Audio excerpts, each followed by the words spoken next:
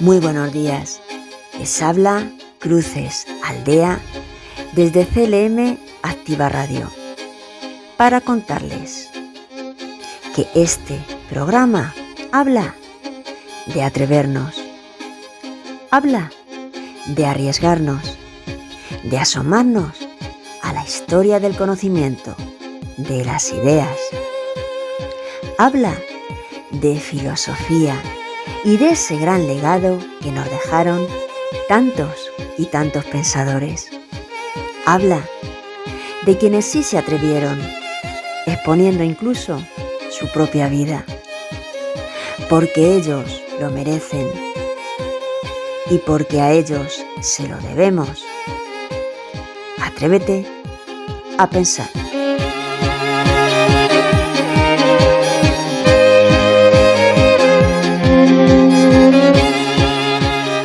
Hoy nos centramos en la teoría política de Aristóteles. ¿Qué relación existen entre su ética y su política? ¿Qué significa que la política vehicula su ideal ético? ¿Por qué el ser humano necesita esencialmente convivir? En definitiva, ¿por qué el hombre es un animal social por naturaleza?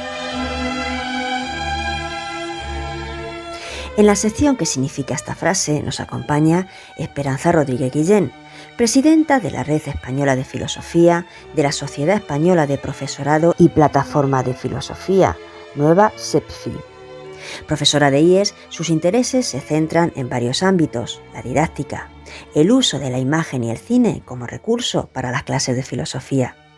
También quiere dar visibilidad a las pensadoras, a las filósofas. Igualmente, es directora adjunta de la revista Paideia. Terminamos programa, como siempre, cuestionario, para intentar repasar y fijar algo de lo que aquí se narra. Comenzamos.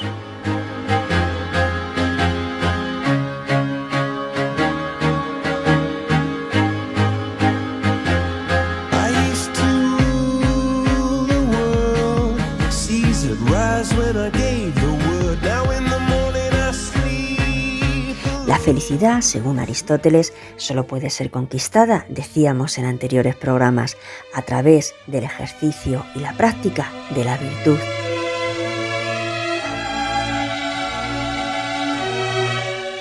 Pero si para lograr la felicidad el hombre ha de llevar una vida virtuosa y las virtudes solo se adquieren y desarrollan ejercitándolas, practicándolas en relación con otros hombres, entonces solo será conviviendo con los demás en una polis o comunidad donde el hombre alcanzará su máxima felicidad.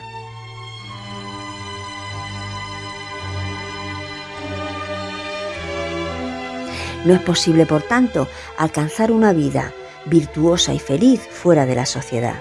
¿Por qué? Porque resultaría imposible el desarrollo moral del individuo y el individuo mismo.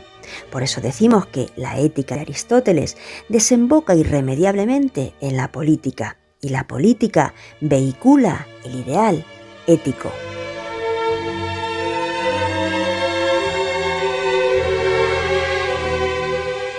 Y es que, piensa nuestro autor, un ser humano no puede desarrollarse según su naturaleza viviendo solo.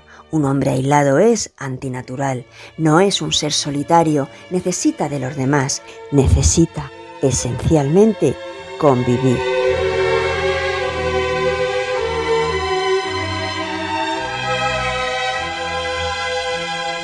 Porque solo en comunidad satisface sus necesidades y actualiza sus potencialidades. Fuera de la sociedad no puede conseguir su perfección individual. Es por esto que decimos que el hombre es un ser social y político por naturaleza, porque cumple su fin natural y realiza la perfección que le es propia solo en el Estado. En él alcanzará el bien supremo y la máxima felicidad.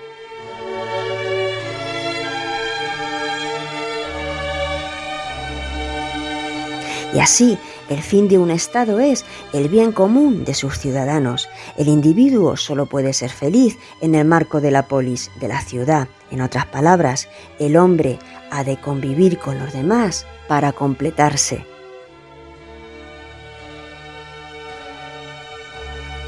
Porque un hombre no es ni un animal ni un dios.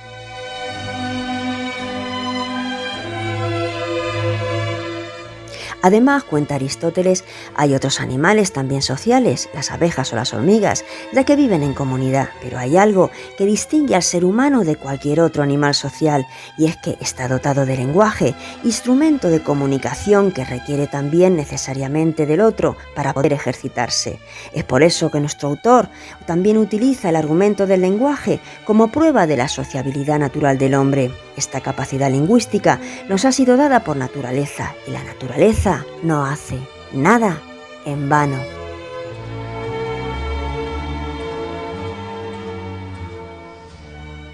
Por el contrario, la naturaleza todo lo hace con un fin, y la palabra en el ser humano, a diferencia de otros animales que solo tienen voz, para expresar placer o dolor, la palabra, decimos, tiene una función superior, porque el hombre es el único animal que sabe distinguir entre lo bueno y lo malo, entre lo justo y lo injusto.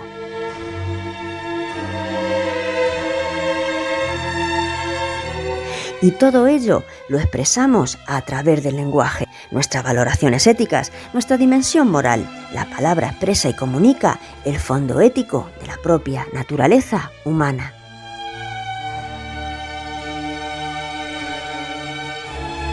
Así, a través de sus valoraciones éticas, los hombres llegan a acuerdos que se plasman en leyes y que fundamentan la vida en comunidad que constituye la ciudad.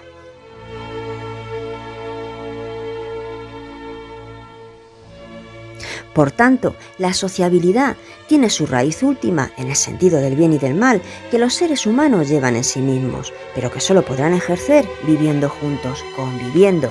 La sociabilidad tiene su fundamento, repetimos, en la dimensión ética de todos y cada uno de nosotros.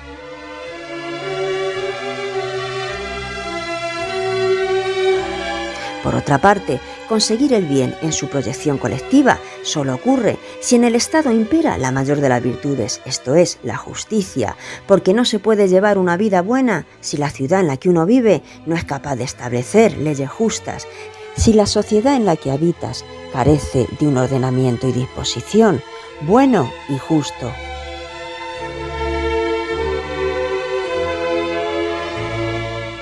En conclusión, para Aristóteles, un Estado nunca puede ser un fin en sí mismo, sino que su fin es el bien común que conlleva la felicidad y la perfección moral de sus ciudadanos. Ética y política unidas de la mano, inseparables, la naturaleza ha hecho del hombre un ser político. Además, solo en sociedad podemos desarrollar lo más excelente que hay en nosotros, nuestro logos en su doble dimensión, la palabra, portadora de nuestra razón.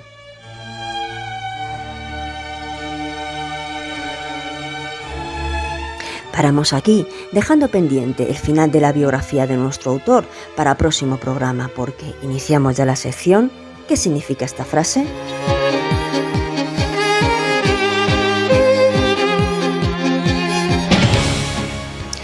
Hay que realizar lo posible para alcanzar lo imposible.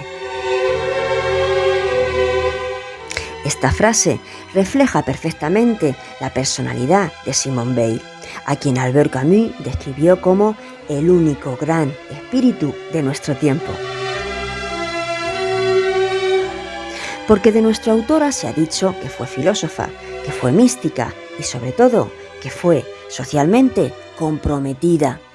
Su pensamiento se manifiesta en tres direcciones: una búsqueda de la verdad que la lleva a estudiar filosofía y a interesarse por todas las manifestaciones religiosas, una pureza natural que se asombra ante la belleza y una vulnerabilidad tal ante la desgracia de las clases más desprotegidas que la lleva a trabajar como obrera para tratar de entender sus angustias y luchar para mejorar sus vidas. De ella, o mejor dicho, a ella, a Simone Weil, se la ha descrito y calificado de múltiples formas: comunista, anarquista, feminista, católica.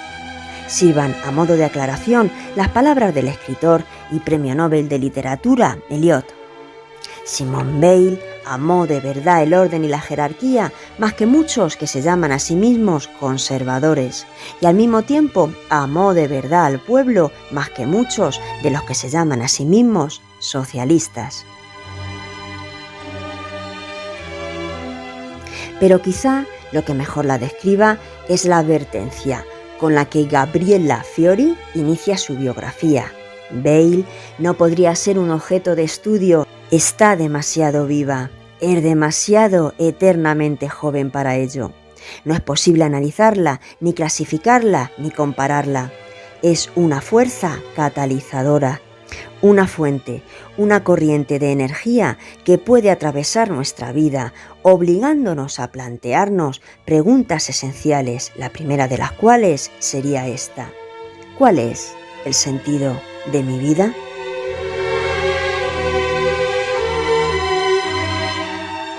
Se puede tratar de responder o se puede eludir la pregunta. Podemos buscar sus libros, leerlos, releerlos, recorrerlos, combatir con ellos, aceptar sus terribles exigencias o bien arrojarlos si la palabra espiritual resulta demasiado intensa. Y no saldremos indemnes de semejante encuentro.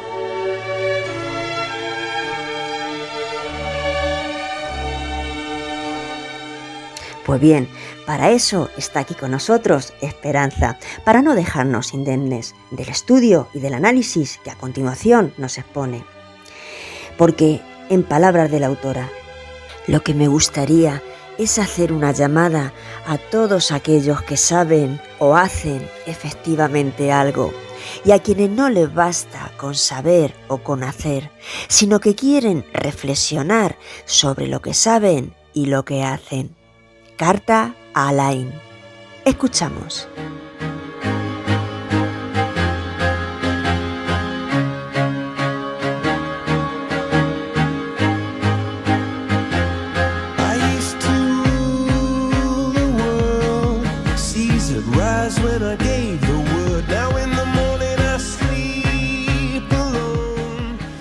Para el programa de hoy he elegido una cita de Simone Weil, una filósofa francesa que murió muy joven, con 34 años.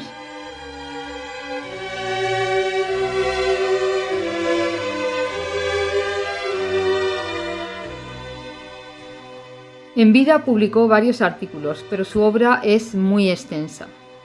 Toda su filosofía está impregnada de un gran deseo de verdad, la búsqueda de la verdad, huir de lo falso y del error, captar la realidad. No es tarea fácil, tampoco en nuestros días, el deseo de verdad. La cita que he elegido muestra un deseo, una llamada de esta filósofa, una llamada escrita con signos de exclamación.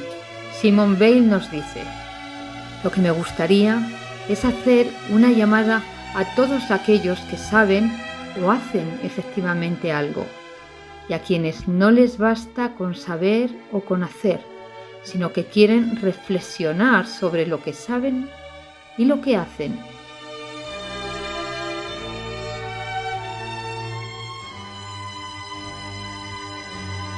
Interesante. Encontramos esta frase al final de una carta, más bien al final de un borrador de carta recuperado tras su muerte, como la mayor parte de sus escritos. Es una carta dirigida a su maestro y tutor, el filósofo Alain, que en 1935 pregunta a Simone Weil si podría armar un plan de trabajo.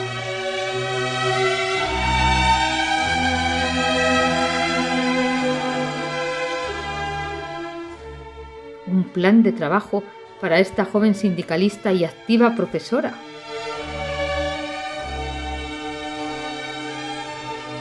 Weil, desde 1931, que ocupa su plaza como profesora en el liceo, el equivalente a un instituto en nuestro país, está dando clases a sus jóvenes alumnas, participando en la lucha sindical, dando clases también por las tardes a los obreros, fuera de su horario de trabajo. En realidad, no ha parado de hacer cosas, trabajar, tiene muchos planes, pero es cierto que por lo que leemos aquí, quiere más.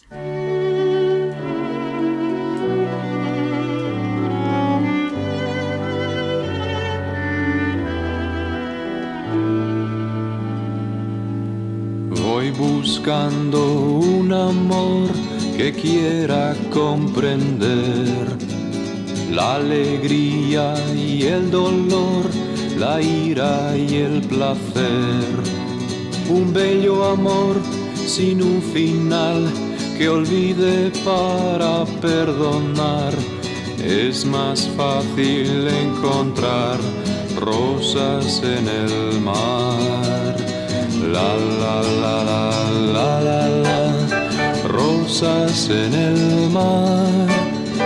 La la la la la la la, rosas en el mar.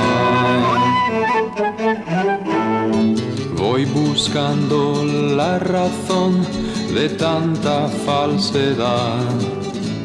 La mentira es obsesión y falsa la verdad. ¿Qué ganarán? ¿Qué perderán? Si todo esto pasará, es más fácil encontrar rosas en el mar. La la la la la la la, rosas en el mar. La la la la la la la, rosas en el mar.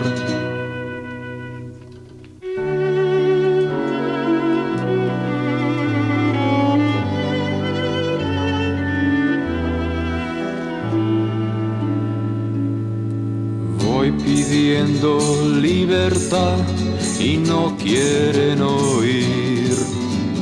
Es una necesidad para poder vivir. La libertad, derecho de la humanidad. Es más fácil encontrar rosas en el mar.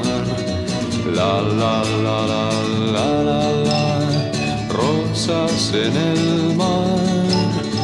La la la la la la la, rosas en el mar.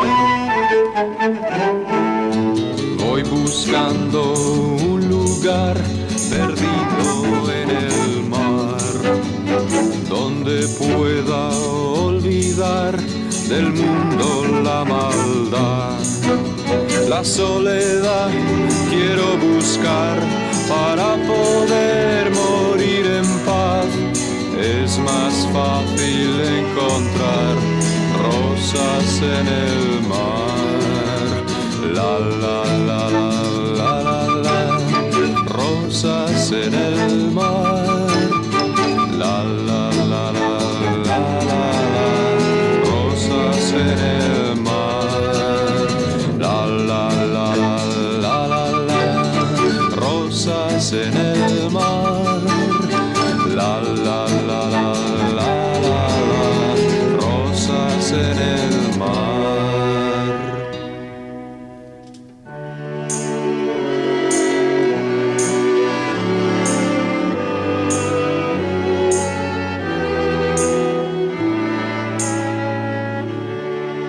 En su carta vemos que su plan es muy ambicioso. Habla de la necesidad de nuevos enfoques para la matemática, la física, profundizar en los estudios sociales y pedagógicos, pero finalmente todo sintetiza en esa llamada que no es otra cosa que la llamada de la filosofía. Le escribe a su maestro: tal vez podríamos crear una revista que pueda acercar todo esto no solo a aquellos que saben o hacen efectivamente algo, sino también a aquellos que buscan algo más, aquellos que quieren encontrar la verdad.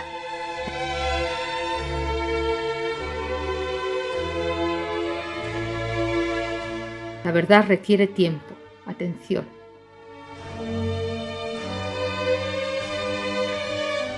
Así es, la verdad no consiste en saber cosas o en hacer cosas.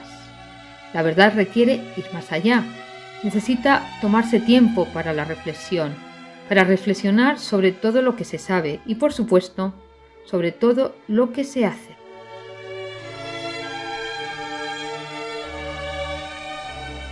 En definitiva, tiempo para reflexionar sobre todo lo importante.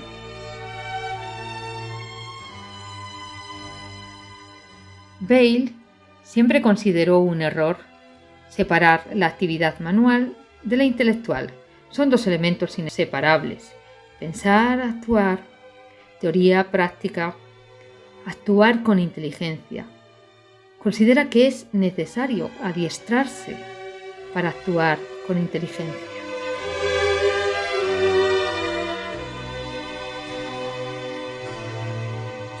Creo que hoy sigue teniendo vigencia sus palabras y por supuesto sus estupendos propósitos. ¿Qué puede hacer la filosofía, la ética, por nuestros y nuestras adolescentes?, me pregunto yo. Tal vez comenzar ese adiestramiento. Tal vez ayudarles a reflexionar y distinguir lo falso de lo verdadero. No está mal ayudarles a distinguir lo falso de lo verdadero. Weil es una autora que tiene un profundo conocimiento del ser humano, de sus necesidades y sus dificultades, también de su grandeza.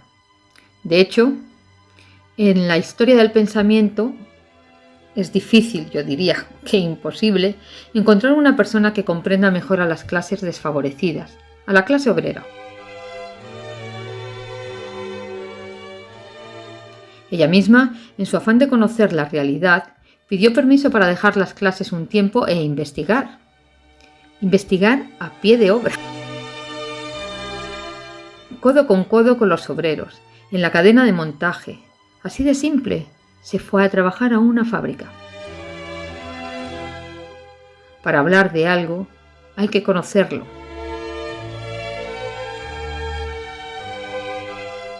Para ella fue una experiencia muy dura este trabajo, pero el análisis crítico que hizo del trabajo en las fábricas, del sistema taylorista y del trabajo en cadena es extraordinario.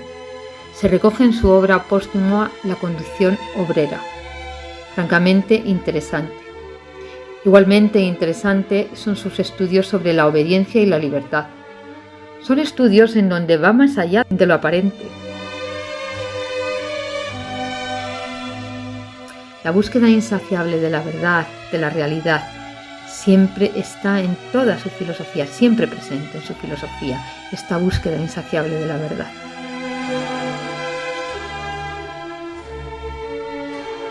En Simone Weil, pensar, escribir y actuar es prácticamente lo mismo.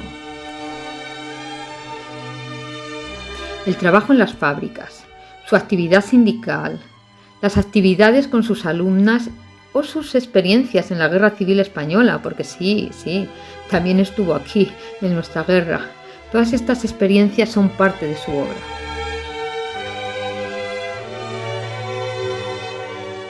La experiencia ha de ser pensada, nos dice, ha de ser reflexionada. Y tiene claro que el pensamiento se manifiesta en tanto que fuerza el ponerse en acción. El pensamiento se manifiesta en cuanto impulsa a actuar.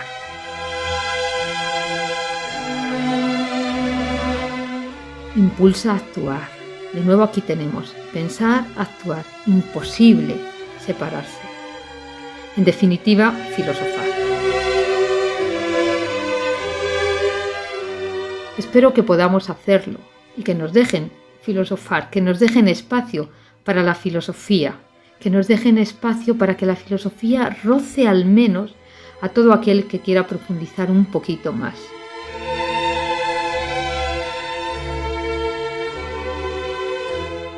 Curse o no bachillerato, al estudiante de la enseñanza obligatoria de la ESO, que tal vez no tenga otra oportunidad de reflexionar sobre lo que hace, sobre lo que vive, o que no tenga otra oportunidad de reflexionar sobre lo que puede y debe decidir. Porque como Simone Weil, yo también pienso que la sociedad menos mala es aquella en la que el común de los mortales se encuentra en la obligación de pensar cuando actúa. Hay que reflexionar, hay que practicar esta reflexión, hay que seguir desarrollando ese pensamiento que nos impulsa a actuar. Espero que nos dejen. Y desde luego, creo que Simone Weil sigue teniendo vigencia.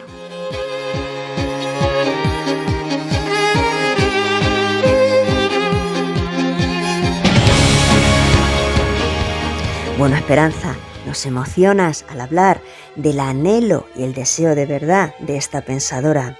Y nos emocionas no solo por lo que cuentas, sino por cómo lo cuentas, porque esas cosas se notan y se transmiten. Además, yo les añado a ustedes que en este espacio, en ocasiones, la música o melodía que suena a propósito de las narraciones es elegida por la organización del programa, pero en muchos otros casos son los propios profesores que colaboran quienes escogen su melodía y, en este caso, Esperanza, Aute siempre nos desarma. Cuídate muchísimo. Beso grande. Y nosotros iniciamos ya nuestro cuestionario. 10 preguntas, 5 Aristóteles, 5 Simone Weil. Primera, ¿qué significa en Aristóteles que la política vehicula el ideal ético? Segunda, ¿por qué el ser humano necesita esencialmente convivir? Es decir, ¿por qué el hombre es un ser social por naturaleza?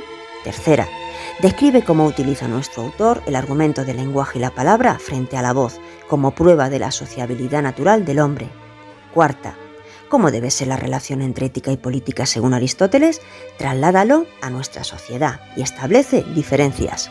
Quinta, expon tu opinión personal sobre si la concepción aristotélica supone un avance o un retroceso si la comparamos con la forma de concebirse el ejercicio de la política en el mundo actual. Razona tu respuesta. Sexta, hablamos ya sobre Weil. ¿Se puede conocer la verdad? Séptima, nuestra autora dice que hay que pensar la experiencia. ¿Crees que si hiciéramos esto, si pensáramos sobre nuestras experiencias, cometeríamos menos errores?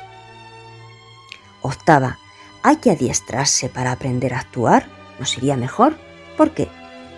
Novena, ¿conoces a otras filósofas o filósofos que hayan intentado conocer tan de cerca el mundo real del trabajo como Weil? Busca información en la red y, en caso afirmativo, expon sus experiencias, incluida la de esta pensadora. Décima, ¿el pensamiento ha de mover a actuar o deja de ser pensamiento en este caso? Razónalo.